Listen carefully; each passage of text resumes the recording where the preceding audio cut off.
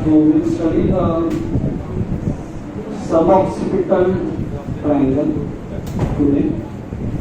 Suboccipital, this is the occipital bone, and below the occipital bone is the suboccipital triangle. All of you know there is external occipital protuberance, the nuchal lines, right? The occipital bone. Lower down here is the spine.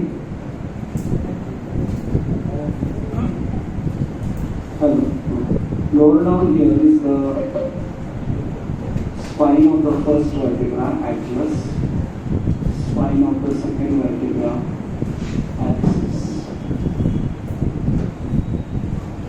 Here is the transverse process of the first vertebra, that is atlas.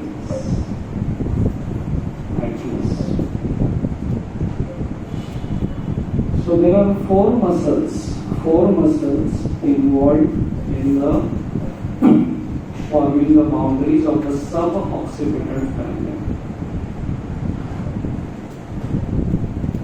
This muscle running from the spinous process of C2, that is axis, to transverse process of C1, that is atlas. We call it inferior oblique, but then to call it inferior oblique, superior oblique, there is a problem because same name muscles are there in the extraocular muscles. So we call it obliquus inferior, obliquus capitis inferior, and arising from here and going up to the nuchal line is superior oblique, obliquus capitis superior. Obliquus capitis inferior, obliquus capitis superior.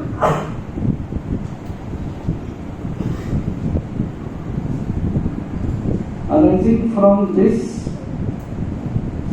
spinous process is one more muscle, rectus capitis posterior major, and arising from here,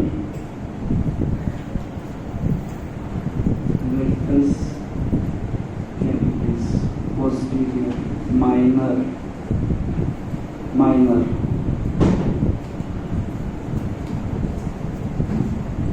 So boundaries of the suboccipital triangle are formed by obliquus capitis inferiorly, superolaterally obliquus capitis superior, superomedially rectus capitis posterior major, rectus capitis posterior minor.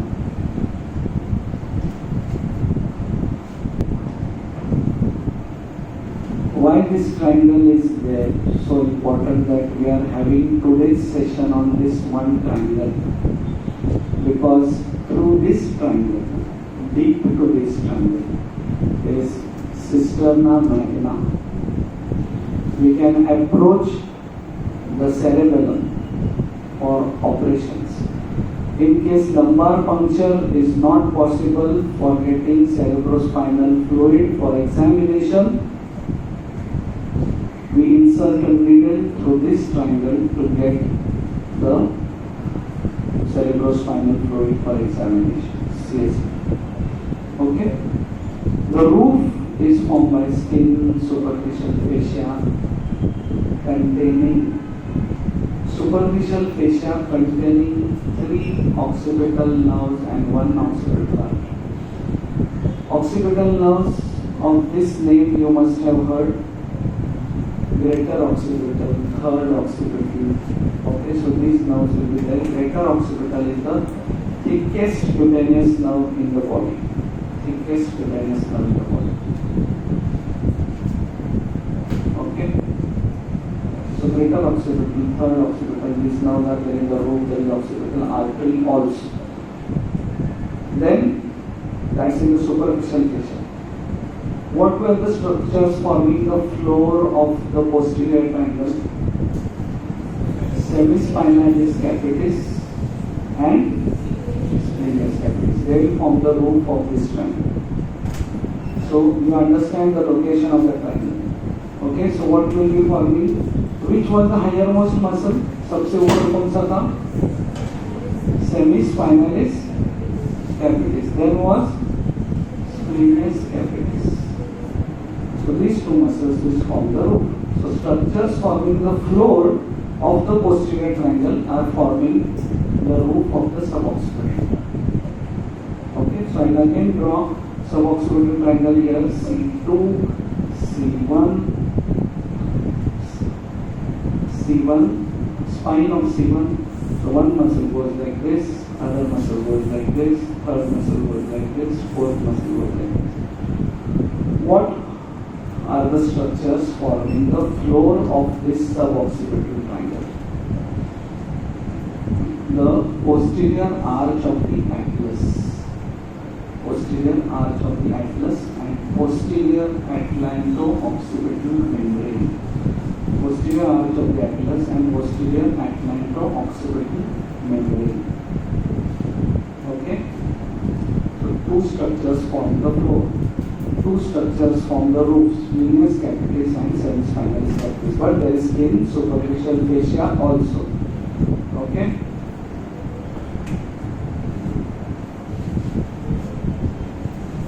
Posterior arch of the atlas and the posterior atlanto-occipital membrane. These are the two structures forming the floor of this triangle. Now let us see the contents.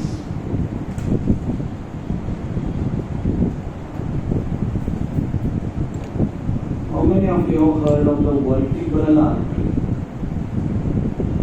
Vertebral artery is a branch of subclavian artery. Is a branch of subclavian artery.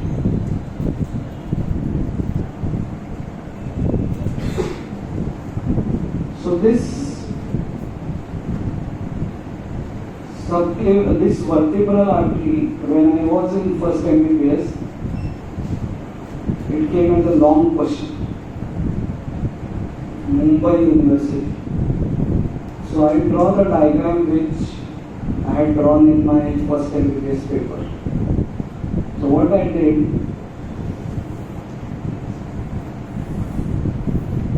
said this is vertebral column. Okay. Then here is one subclavian artery.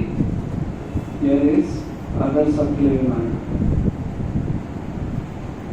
First part of subclavian artery runs.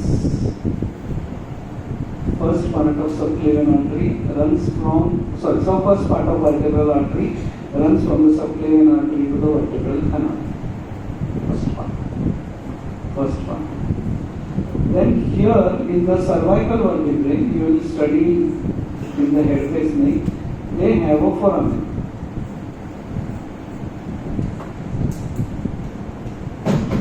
They have a foramen. What is that foramen called? Foramen transversus. Although there are 7 vertebrae, the vertebral artery runs in the 6 only. So in the foramen transversoria of the 6th it runs. The atlas is slightly wider, so it goes like this. And from there, the vertebral arteries come like this to enter the foramen magnum. The foramen magnum. Suboccipital triangle is located here, right? Spine of C1. Spine of C2, right? So this part is second part, this part is third part, fourth part is intracranial. First part of vertebral artery is from subclavian to vertebral column, cervical part. You cannot call it cervical, just call it first part. This is also cervical. Second part runs in the foramen transversory. Third part runs in suboccipital triangle. Third part runs in the suboccipital triangle. Fourth part is inside the skull, intracranial. Okay? And then these two arteries unite to form basilar artery. Fourth parts, they unite to form basilar artery. So in head neck face, everything topsy-turvy we are learning. Vein dividing. Which was the vein which divided? Retromandibular vein. Veins normally unite to form a larger vein. And now we are seeing arteries normally divide. So here what we are seeing? Arteries. Everything has a purpose. Everything has a purpose. What is the purpose? Just understand this.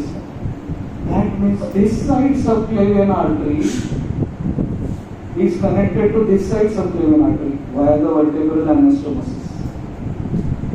So this can cause trouble also. This can cause trouble also. That suppose the vertebral artery here gets blocked like this.